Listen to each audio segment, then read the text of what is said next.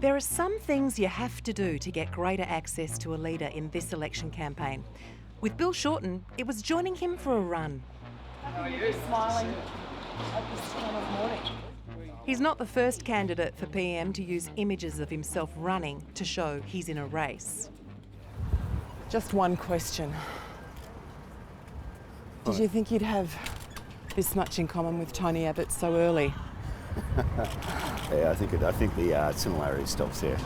Yeah. But the key to a successful election campaign is to have everything under control.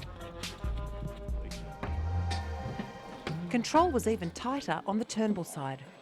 Governments tend to be more tightly controlled, and I think the concern that all leaders would have is whether their real person, their real selves, the real Julia, the real Tony, the real Kevin, God forbid, the real Malcolm, the real Bill is allowed to show through.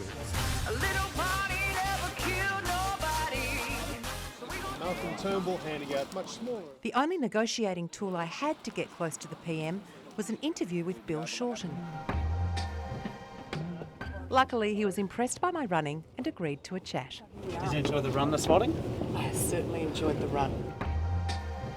Olivia, good to see you. Malcolm, good to see you too. Thank you for coming. Once I chatted to Bill Shorten, my interview with the PM came through. But first, he had an interview with Lee Sales. They're not easy interviews, are they? Look, it's Honestly. no. Well, of course not. Of course they're not.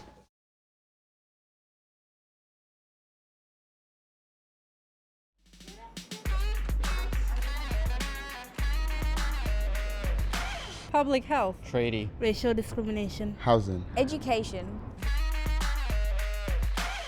Matt and Emily Mason are leaving their rental property in Melbourne's west to go back to the future. A recent survey suggested 2/3 of young voters are undecided. There's just 2 weeks left to win them over.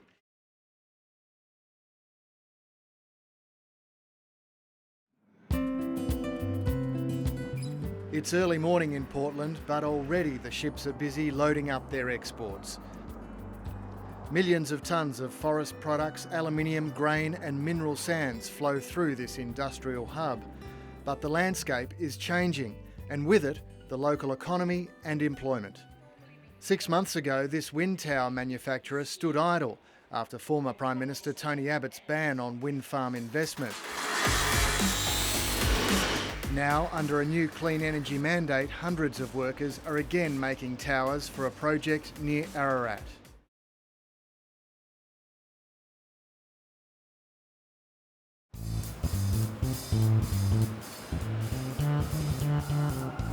The Melbourne Jazz Festival has been a long-running relationship.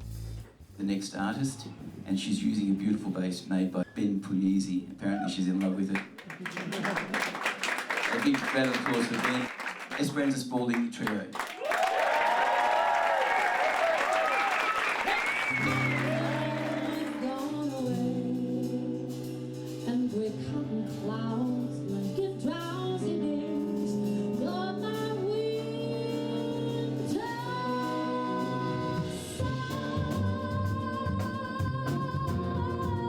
When I see my own instruments played, I'm quite nervous at the beginning.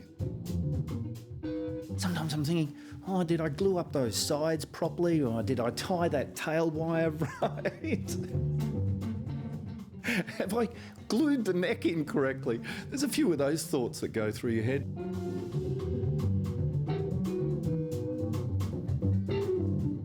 But normally after a couple of songs, I just want to sit back and enjoy it. Yeah, that's quite a pleasure.